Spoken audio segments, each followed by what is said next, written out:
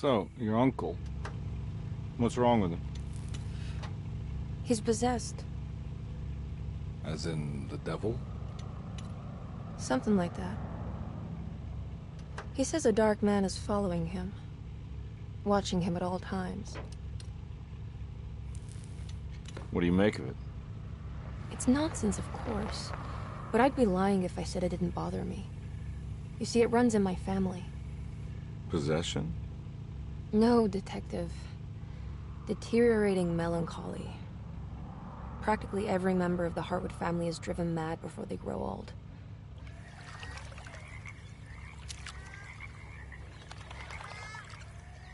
But Jeremy didn't kill himself. Is that why he's at your setup? Despite being convinced that he is truly possessed, he decided to put his last chips on Dr. Gray and his psychoanalysis, figuring he might stumble upon some cure.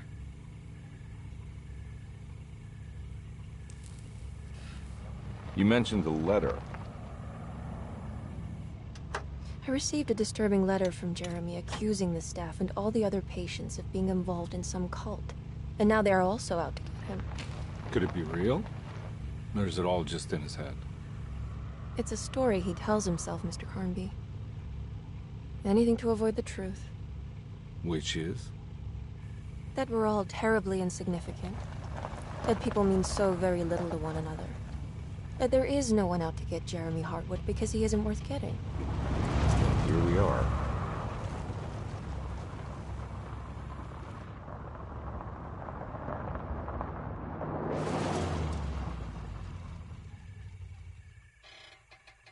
My uncle's not well, Mr. Carnby.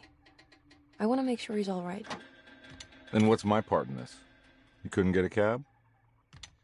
I just wouldn't feel safe going alone.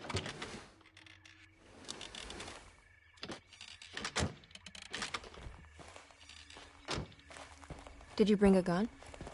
Yeah. You think it'll actually come to that? No. But you might need to wave it around depending on how agreeable the staff will be. What exactly are we gonna do when we find Jeremy? I don't know. Let's just find him first.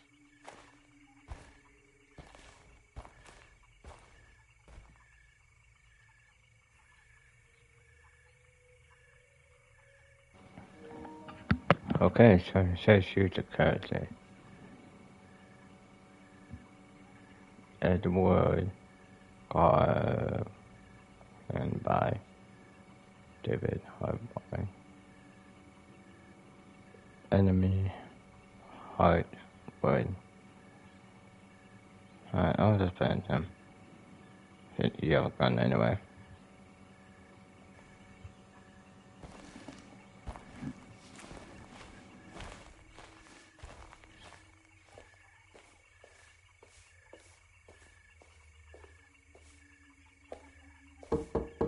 Hello? Hello? Looks abandoned. It can't be. There has to be someone around. Wait here. I'll go around back.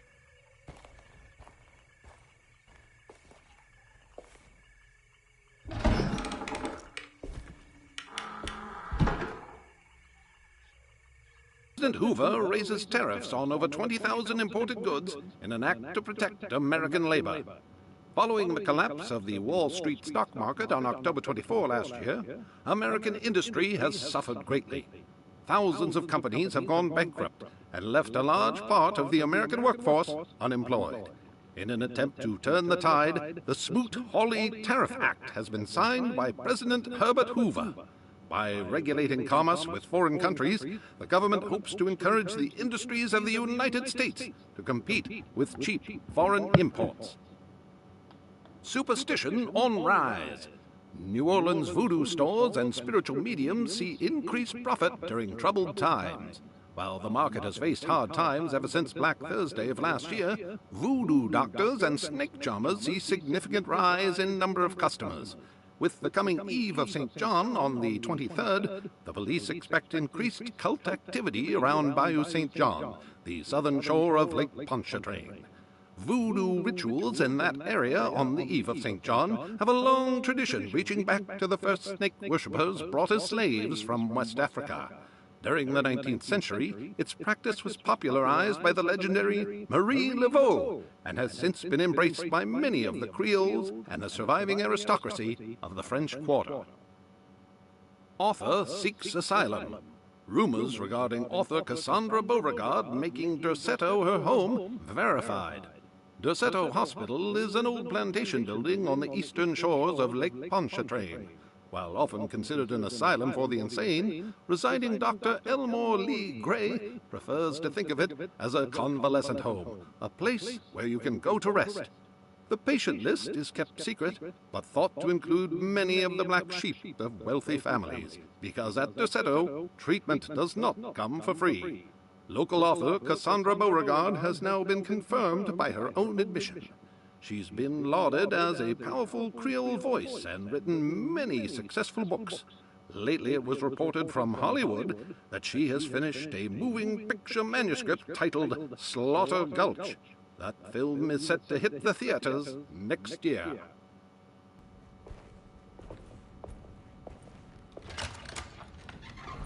Thanks.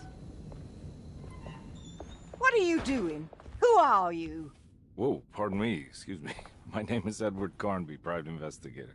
I hope you don't mind we let ourselves inside. I do mind. This is private property. You can't just barge in here. I'm sorry about all this, but I'm looking for my uncle. It's urgent, and no one was answering the door. We can't hear you knocking anymore. None of us can. Who is your uncle, darling? Jeremy. Am I right? She has that Hartwood gloom, doesn't she? That's right. I'm Emily Hartwood. I just came to make sure my uncle is all right. Well, he is unavailable right now. You will have to come back another day. Unavailable how? Is he sleeping? We can wait. He's lost. Don't I know you from somewhere? Who's your man again, Miss Hartwood? My name's Edward Carnby, private investigator. Splendid. Enough! All of you! Get back to your rooms! McCarthy, keep your eyes on the child. And you two, please leave immediately. Look, we're not here to cause any trouble. Just let us see the old man, satisfy the curiosity of my client here, and we'll be off. Jeremy has gone missing. There's no need to worry, but it might be some time before he turns up. The whole staff is looking for him. What? He ran off? I don't have time for any of this. Please, come back tomorrow. All right, in that case, we'll just wait in his room. You don't mind, do you? It's upstairs, right? Wait, you can't. Don't worry, we'll be discreet. In the corridor. It's the first door on your left. I'll tell Dr. Gray you're here. Excellent. Thank you, madam.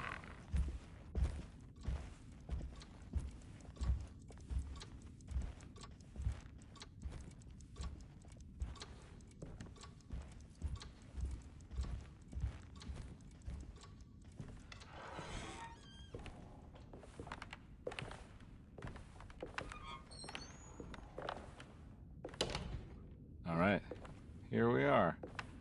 Let's look around. See if we can dig up any clues. How did you first come to understand such things, Senor? How did you know that the battered boiler in the basement would lead me to Lafayette Cemetery? Or how the old upstairs clock, with its astronomical motifs, would take me to that hateful mound outside of Claremont Harbor? Those are my memories, my past. Is there perhaps a chance, if ever so small, for me to see Tarawaya? Oh, I want that more than anything. Please, let my talisman take me there. Let me sit with Juan under his Bodhi tree. Despite having sold me that talisman, Miss Jackson, the voodoo priestess, revealed none of her secrets to me. That's why I had to travel to Tonka. Instead, she cruelly told Baptiste, my caretaker, that he would be betrayed and killed in the most awful way, that the one he loved would pierce his thigh with a sharp spear, and that he would be devoured by his own mother. What a terrible thing to say. The people of Derceto were becoming dangerous. They do not understand what they are doing. I must do something to stop them. I tried talking to Dr. Gray, but he confuses my worries. He's caught up in treating me. How can he expect evil to be cured with medicine and conversation? The orderlies, the housekeeper, and the patients are all deranged. They will call upon evil to enter this world. All will be lost. Everything. Unless I can find the clerk, Mr. Waite. He seems to be a clear-thinking man. Maybe Beauregard.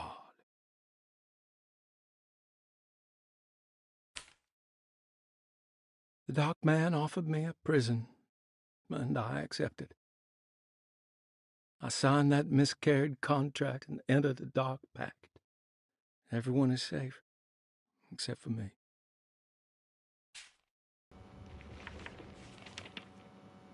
Hey, you know anything about this? Looks like some sort of talisman. No, I don't. Oh, help me out here, will you?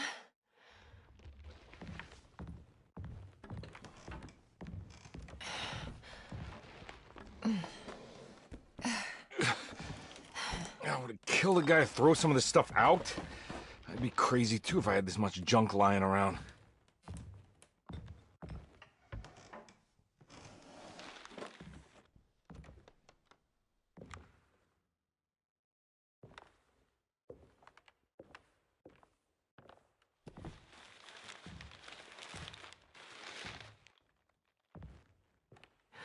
Oh, wow. That's striking. I want to save this one.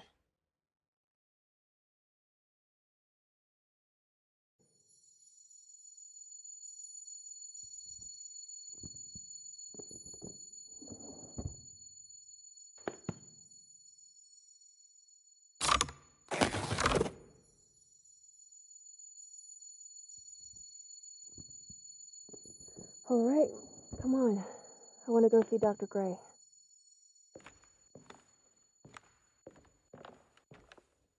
Come on, let's go. Yeah, I'm coming.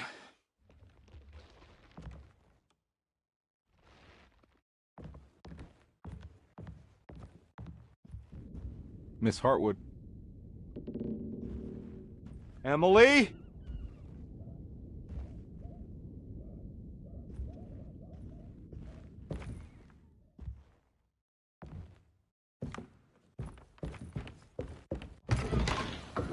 What the hell is going on? Where am I?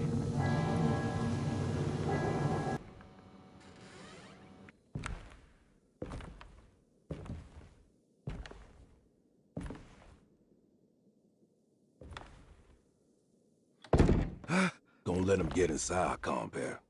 They're not the good kind. Are you... Is this your store? There are no owners here. We both strangers in Jeremy's story. Jeremy did this. How? The pact with the dog man.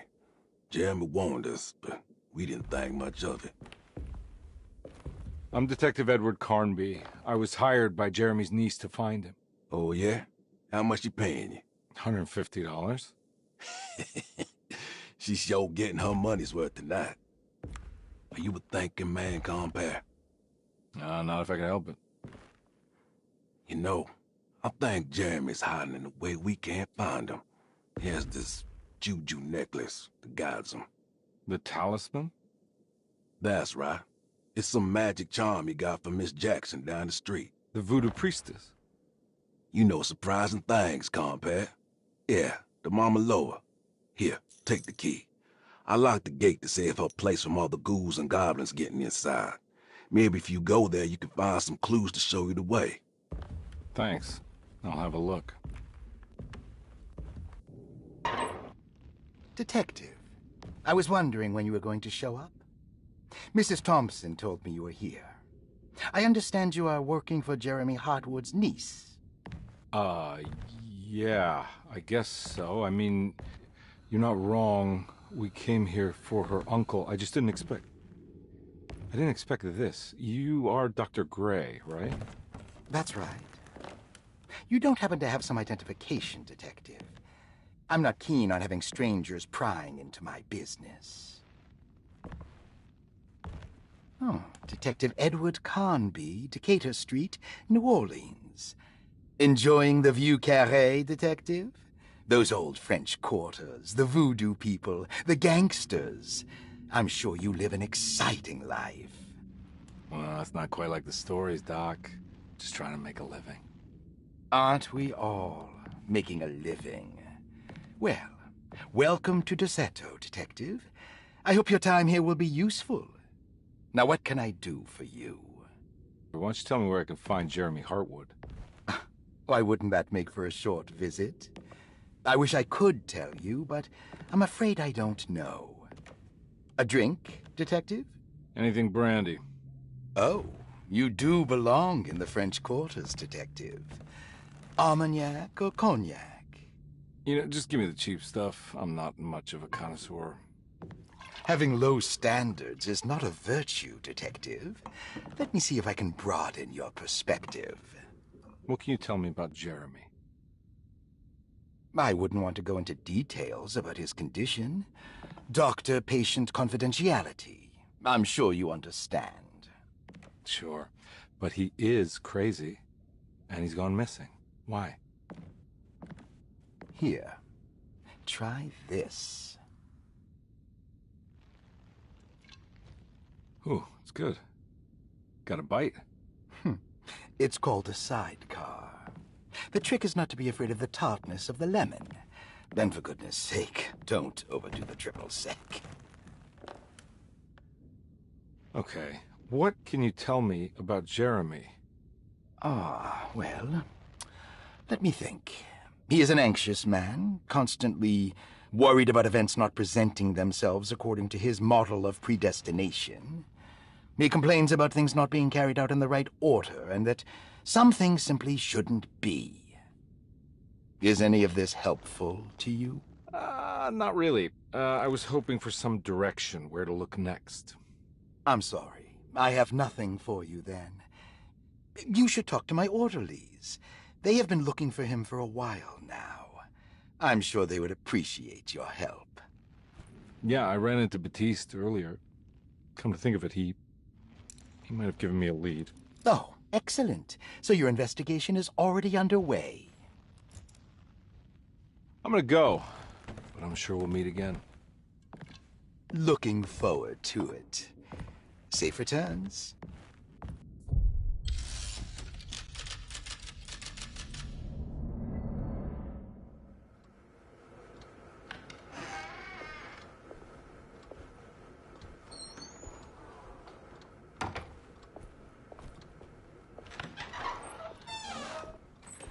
Detective Carnby, where did you go? I was just talking to Dr. Gray. You disappeared. No, it's not what you think. Have you found anything strange going on here? Yes. Everyone is being incredibly evasive, and I can't figure out why. No, I mean something you can't explain. Paranormal, even. Detective, I really need you to get yourself together. I can't do this alone. Forget it. I'll figure it out. Do you want to come see Dr. Gray? No, I want to try something out. With this talisman, I think I can follow Jeremy to the place he mentioned in the book. What was the name? Do you remember something Spanish? Tarawea. Yeah, that's where I need to go. Detective, are you gonna be all right? Yeah, of course. Go talk to Dr. Gray. We'll rendezvous later.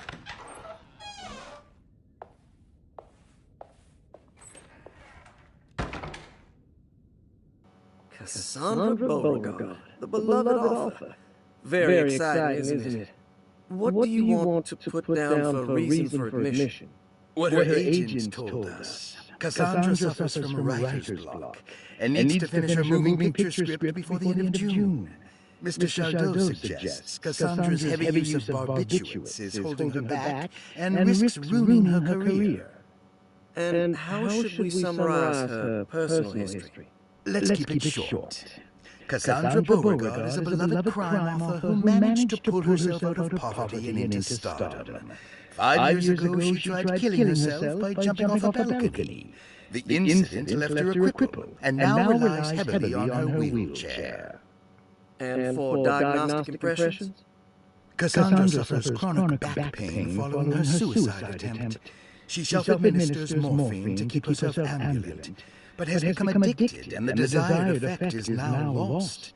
The drug abuse clouds her mind, and she is unable to focus on real life. To save herself from this insight, she instead makes up stories to fill out the gaps in her own thought process, resembling the Korsakoff syndrome. Oh, bravo, Doctor. How will you treat her? First of all, she needs to be weaned from her drug addiction, and hopefully it will resolve her compulsive lying.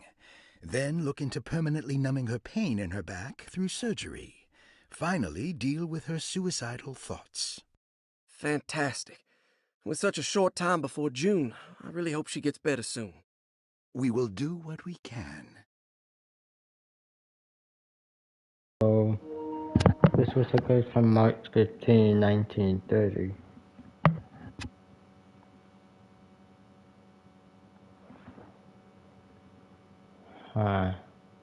She's 47, her room number is 8. Responsible in a party, Mr. Frank Cardot, Italy Ancient. Address Johnson Square. French Quarter.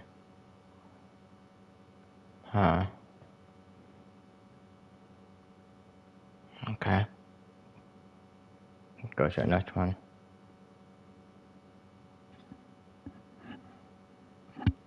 Wait a minute. It's the same little girl that we just saw a minute ago. Okay. Let's see who she is. Grace Saunders, 11 years old. Reason for admission? The mother insists on strict supervision by a proper gentleman to avoid further perversion of Grace's adolescence. Personal history? Grace's family possesses modest wealth and status. Her childhood seems ordinary, spending most of her time with private teachers and family friends. Grace's father recently passed away, leaving her mother the sole caregiver. And diagnostic impressions? Grace has trouble dealing with her father's death. She is willingly suppressing her feelings on the matter and isn't properly acknowledging the trauma she suffered. Any planned treatment? Grace needs nothing out of the ordinary. She simply needs parental guidance. Eventually, we can work on her feelings toward her father. Thank you, Doctor. I'll finish the paperwork and get her installed. December 16, 1928. This is the same logo we just saw, and it says took place from 1928. So you may tell me, I don't know if we're in the past. I don't know if the ghost or a demon. I don't know. I don't know. Responsible for her room number is 7. What we have is 6, so we need to find maybe 7 and 8.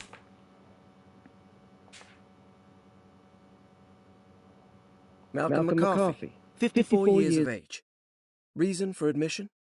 McCarthy admitted himself to Dossetto, stating simply that he needs some damn rest. And personal history? McCarthy claims he used to work as a lawyer in Baton Rouge, but says he can't go into details because of some legal dispute. His background remains largely a mystery, except for the occasional clue that he drops in conversation. Huh. And diagnostic impressions? McCarthy is an anxious man and an alcoholic. He often tells half-truths due to some deep-seated inability to trust other people. And how will you treat that? McCarthy will take some time to open up. Spending time with Jack's dog or the child should be good for him. Their harmless nature will help build his sense of trust. Thank you, Doctor. Okay, so his date is on May 19, 1929. And his room number is number 1, so we just need to look for this. Oh, we found it. Okay. Elisabetta Perosi, 33 years old? What should I put down as reason for admission? Well, Perosi broke into Derceto and was found wandering the grand parlor. She was confused and suffered partial amnesia. She insisted she belonged here and offered to pay for her stay. Right. What do you make of her story? Perosi claims to have been a member of the Astarte artist colony some 20 years ago, a claim that seems contrafactual due to her young age. She looks to be, and even thinks she is, 33 years of age. That would make her a child at the time.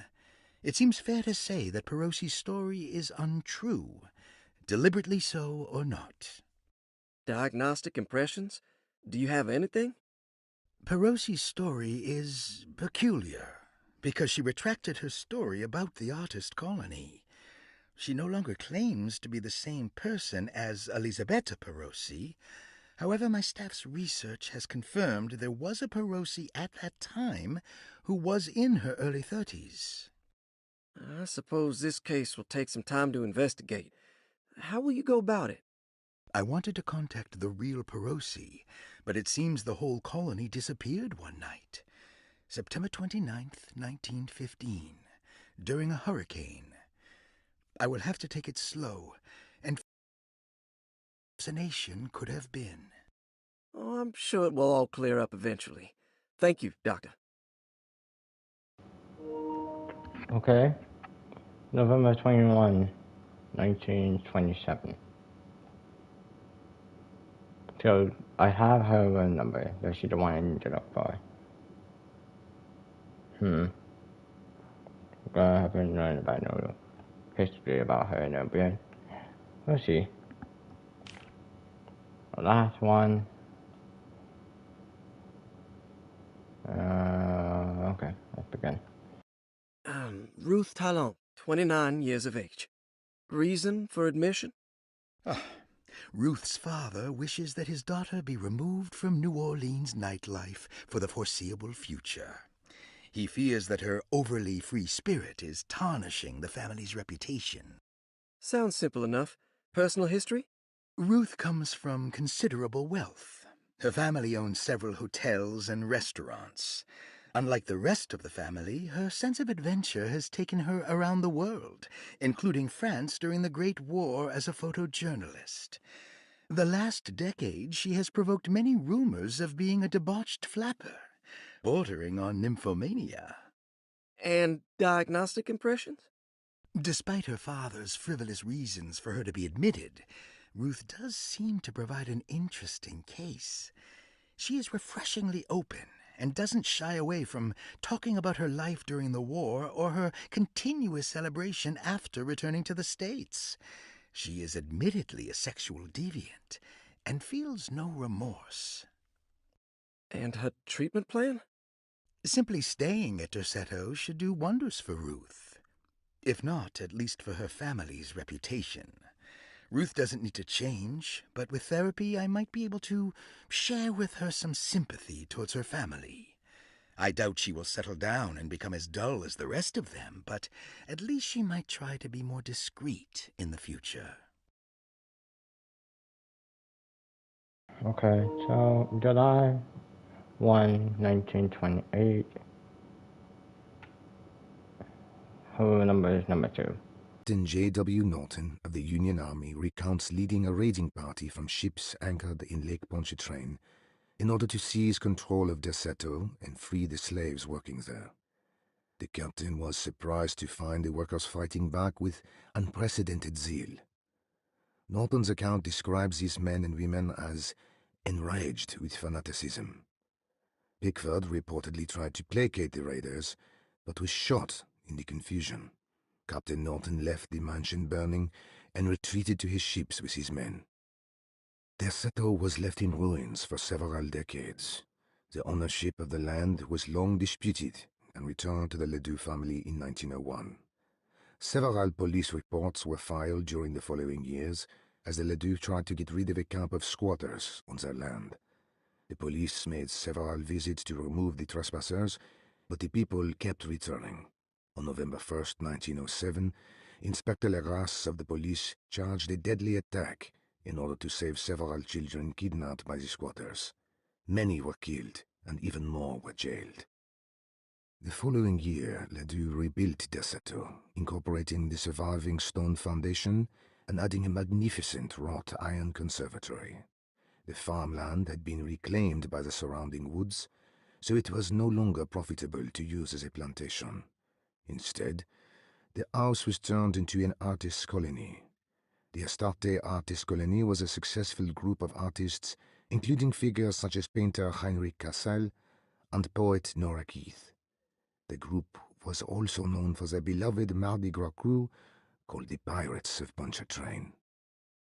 On September 29, 1915, a tropical hurricane tore through Louisiana, causing Lake Pontchartrain to flood New Orleans. Due to the remote location of Derceto, it took almost 2 weeks for outsiders to learn that the artists' colony was abandoned. The 12 residing artists had all vanished without a trace. The empty mansion of Derceto still stands on the shore of Lake Pontchartrain, with much of its temple facade intact. The Ledoux family currently has no intention of repairing the house. Okay.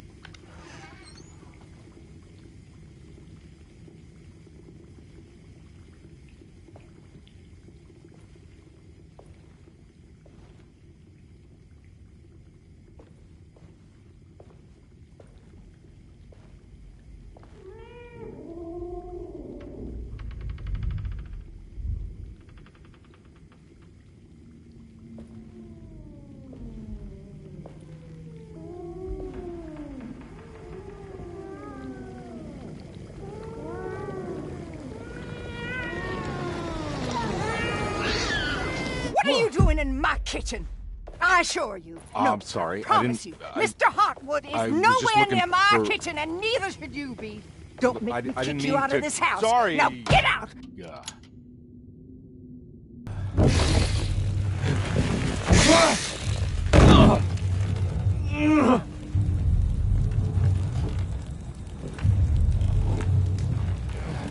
Go.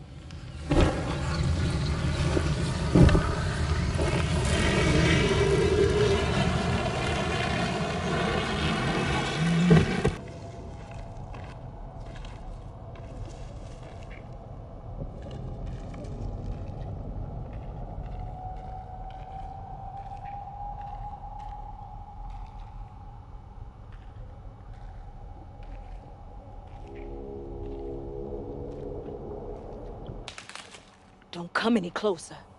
I'm armed. Get that thing out of my face. Who are you? What are you doing here? I'm just a detective trying to find something called Tarawea. You after Jeremy too? Why?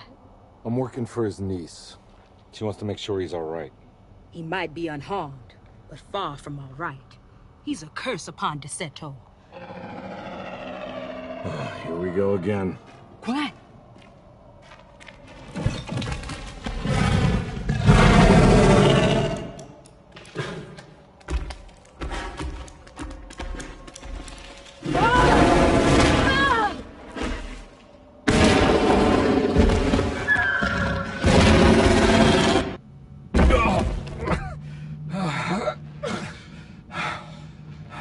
Oh, Christ in heaven.